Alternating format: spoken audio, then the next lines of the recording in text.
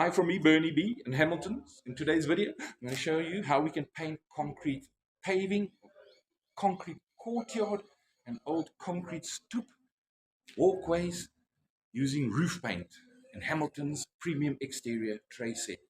Now, this tray set is ideal for exterior use. It's got a beautiful roller. I'm going to go through all of this stuff now. But we're going to paint concrete outside using roof paint. I'm going to show you how, the preparation, and how we go about it to make it look a little bit more colorful and get that perfect finish. Let's get started. Okay, so the set is comprised up of a paint tray, a general purpose drop sheet, Hamilton's utility paintbrush. This is an ideal brush for many general purpose uses. It's a market leader in its field and it's very reasonably priced. And then I think our market leader in the roller category is definitely the classic roller, solvent resistant for medium to rough surfaces, and then some masking tape if you need to mask up anything.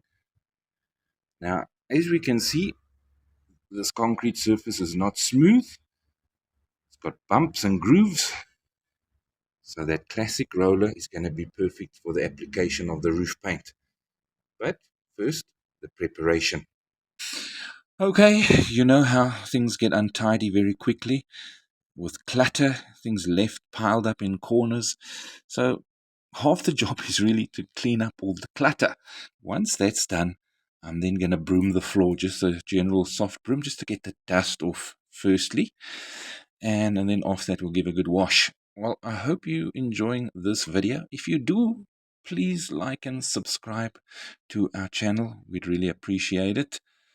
So after clean, just a nice soft brooming to get all that dust off.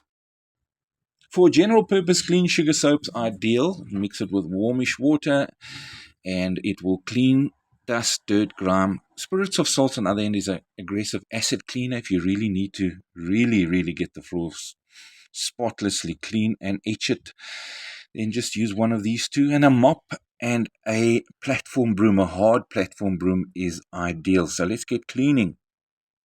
I needed a general clean, so I used sugar soap mixed with warm water. I'm mopping the soapy solution onto the floor and a workable area. Don't do too big an area, otherwise the soap dries and it's pointless then scrubbing it with the platform broom.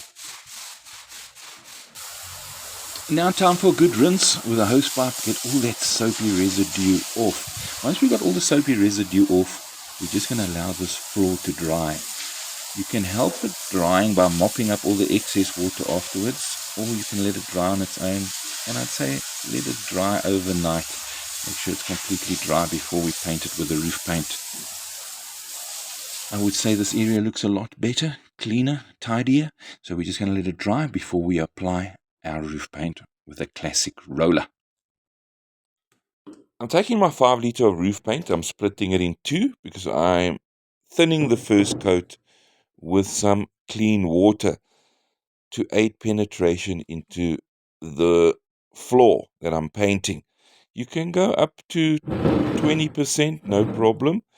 You just got to stir the water in well with your roof paint with a proper paddle like I'm using here, a paint stirrer, which is inexpensive.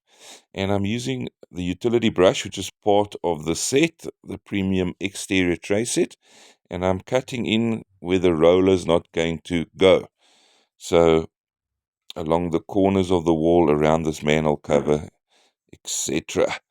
Once done, I'm now ready to paint my first coat of roof paint, the thinned out one, and just a nice coat.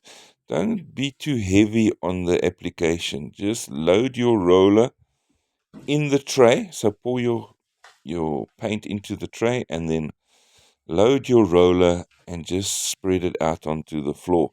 A very nice thin coat. And then you can apply your second coat 4 hours later and look at that. It's an all-round perfect finish. And I left the floor to the very right unpainted just that you could see the difference.